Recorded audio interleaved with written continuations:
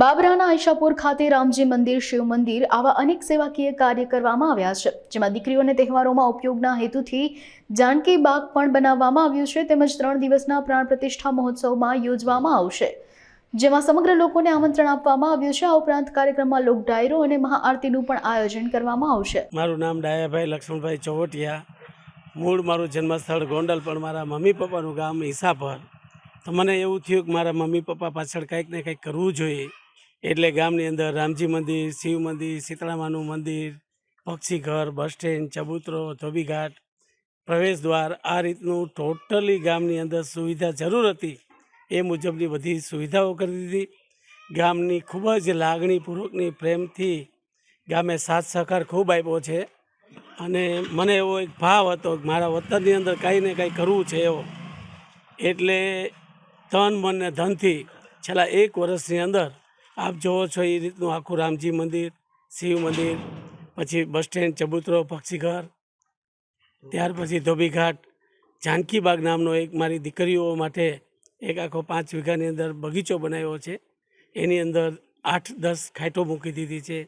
50 by 50નો એક ગઝેબો બનાવ્યો છે કે દીકરીઓને ક્યારેય મોરાખત, જયા પાર્વતી જેવા પર્વ ઉજવવા હોય તો ક્યાંય બિચાકડીને કોઈની ઘરે જવું આવું ન પડે, એટલા માટે જાનકી બાગ નામનો એક આખો જાનકી બાગ બનાવી દીધો છે.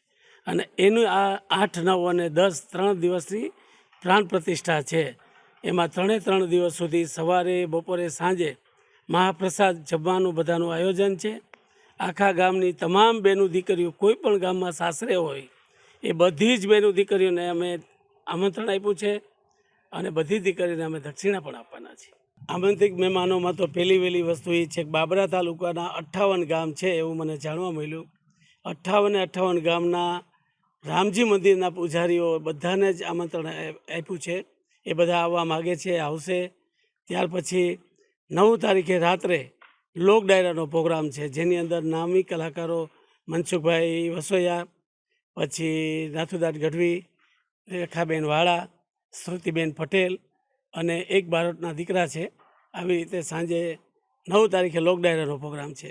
10 તારીખે સાંજે બપોરે મહાઆરતી, પછી 10 તારીખે 1 વાગ્યાની આસપાસ 12 થી 1ની વચ્ચે તમામ ભગવાનો પોતાના સ્થાન ઉપર બિરાજશે. અને ત્યાર પછી સાંજે મહાઆરતી કરી અને આખું ગામ આપણું એક સાથે જમી અને ભગવાનનો જય બોલાવીને પછી વિસર્જન કરશું. આમંત્રિત મહેમાનો તરીકે ધારાસભ્ય છે, સંસદ સભ્ય છે, તાલુકા પંચાયતના પ્રમુખો છે, ટીડીઓ સાહેબ છે, આવા જે કાંઈ મોટા અધિકારીઓ છે બધાને આપણે આમંત્રિત કર્યા છે.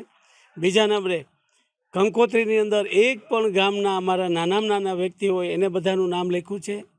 બધી જ્ઞાતિઓને આમાં આવરી લીધા છે, એક પણ જ્ઞાતિને બાદ નથી રાખ્યા. આ રીતનો અમારા ઈસાપરનો સંપ એક સાથે બધા હળીમળીને આ ઉત્સવ ઉજવવાના છે.